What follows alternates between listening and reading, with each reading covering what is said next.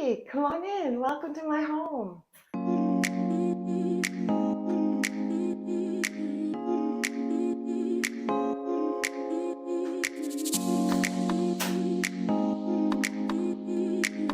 Yes, welcome to my foyer, the desire of my life. I've always wanted a beautiful round table, simplistic ornaments on walls, but mainly feature flowers. So with the foyer, it's the first impression that sets the tone for the rest of the house. I live pretty simply, but flowers are such a joy for me. So I did this wonderful arrangement, and it's not just one, it's three, with a few interesting other things amongst it.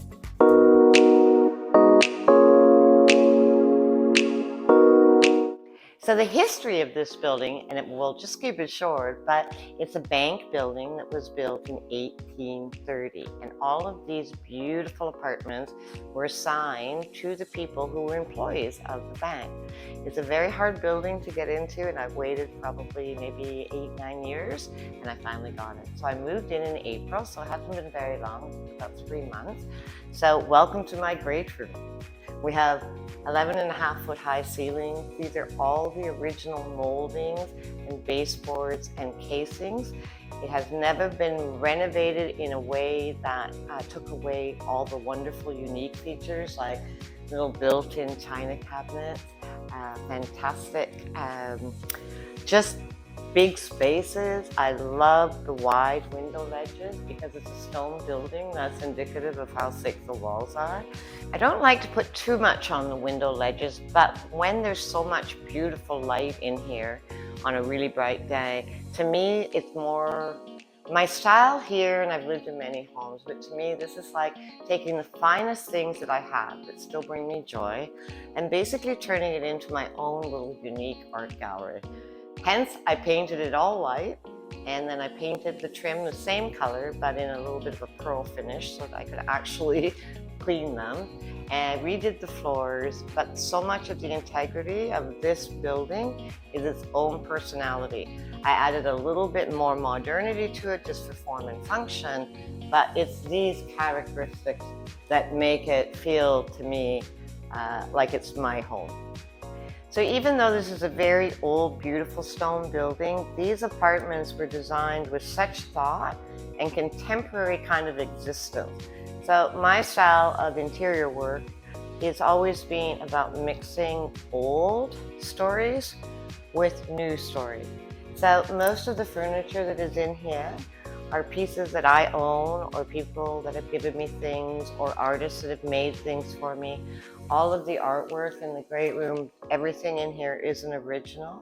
There's some really interesting features like this lovely kind of church hand-blown glass floral arrangement, and that used to be in one of my businesses, which was called Rosetta, which was my restaurant back in 1996 to about 2001. When I moved in here, I only brought what I knew was going to fit because I want to live minimally, but I still want to live with the things that have stories, and I still want it to be comfortable, and I want it to be home. So I didn't have to really spend any more money on furniture. I just cleaned, and what I loved about it was the high ceilings. And so everything, because it's open concept, is these little pods. So the kitchen made sense to have a little dining room table there. I didn't want something grand and large. That's my old china cabinet. I love it. I've had these chairs. That's a beautiful little sofa. I had all the rugs, all the upholstery cleaned when I moved in here.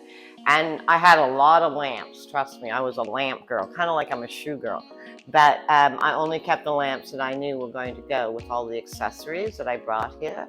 And I have to say, when I walk in the door to that foyer, I feel safe, I feel at home, and then I look around my place, and it's exactly after many years of many properties, I think, boy, this is great. It just feels so right.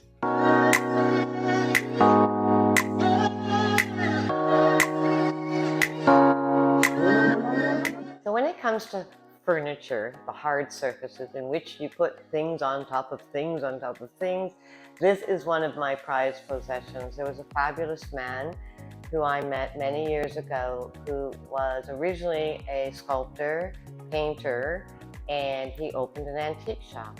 And he took beautiful Canadiana antique pieces and then changed them up to be a bit more modern. And this is during a period of time where they did crackle finish. And honestly, as an artist myself who has painted many things, I've never seen a better example of this. This has lived in my life since 1992.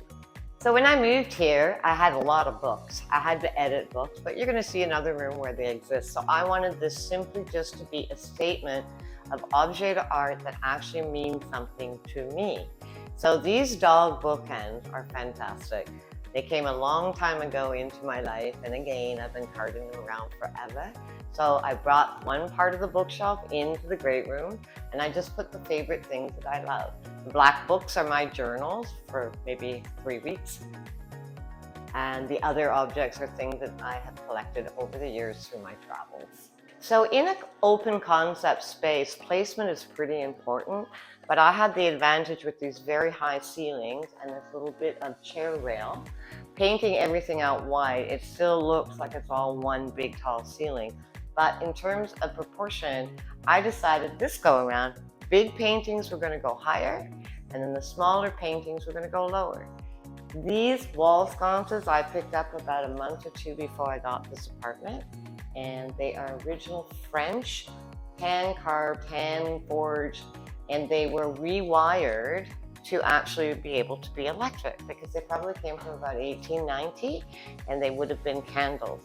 So rewired and just decided they're hanging. So the light needed to be down here, not up there. And I adore these things. And they came from a very good friend of mine who has a beautiful store in Toronto, which is called The Garden Room. And that lady taught me a lot about flowers.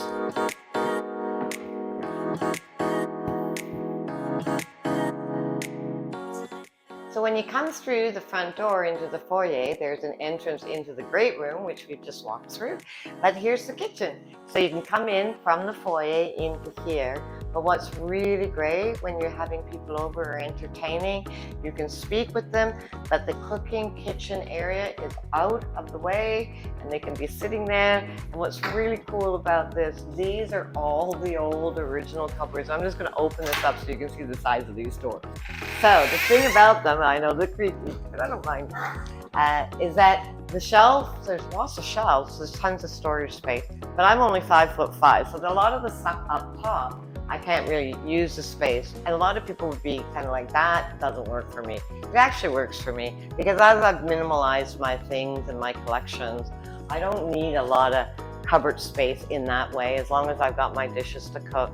But I loved that it's the funky, kind of more modern subway tile, right?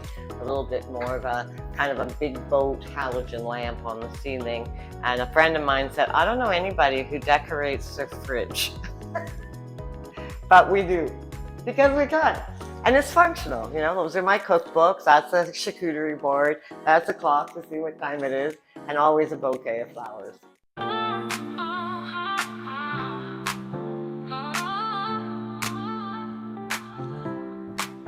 And this is Marietta's bedroom. It's full of eclectic things, a lot of portraits and paintings of women. They are my soul sisters. Some of them are original, some of them are prints, some of them are fashion oriented. The furniture has been vintage, as I've been carrying around forever. There's a few mid-century modern pieces, chairs, tables, again, interesting lamps, and the best thing is the sun here rises in the mornings through this bedroom window, and the room beyond, well, we're going to go there too. That's my fabulous room, and that's why there's no drapes there, because I just love being able to look out in the morning. So to discuss some of the objet d'art and elements in the room, I lived in Toronto for 38 years, and I did a lot of interior design work.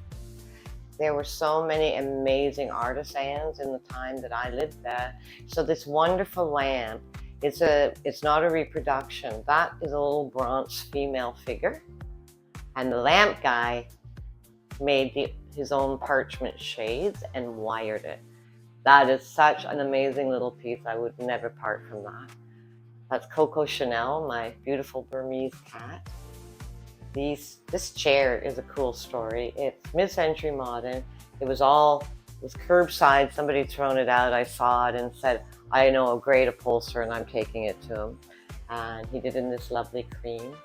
A lot of cushions that I have were made for me as well for my first initial wallflower project, which was a retail store.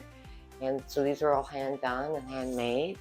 And if you're ever traveling through town and you need a place to stay, I have a guest room.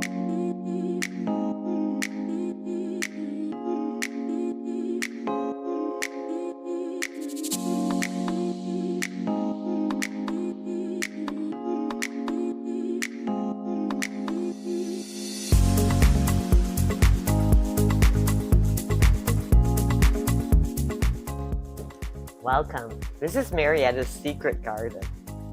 I love this room.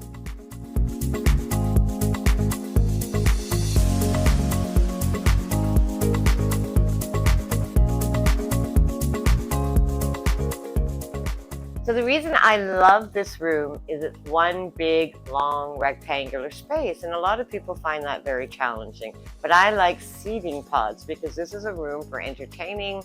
I can be in here quiet by myself, but when I have a lot of people, it's great. So I create pods. So first thing coming through the door, this is old patio furniture that I brought here, but it works great. And I love flowers and plants, so it's all about elevation. Get things a little higher than eye level and just make a little really cozy spot. And in this case, there's a really cool little upholstered stool, but I took a Mercury tray, so it actually works as a side table. So this particular designated pod area, as I like to call them, is kind of more my office, my home office. You know, I have a flower business, but I'm not there all the time. So I use this as my home office, and it's kind of a combination of things I've purchased, but things I've found, and it just kind of worked. The lady that lived here before me had this coffee table, so I picked it up for $10 from her. These chairs were at my flower store, but they were a little big, so I brought them here. And then a friend gave me this rug. So this is where you call forging, and with a good design eye, you can take things that are somebody else's finish and make it your new treasure.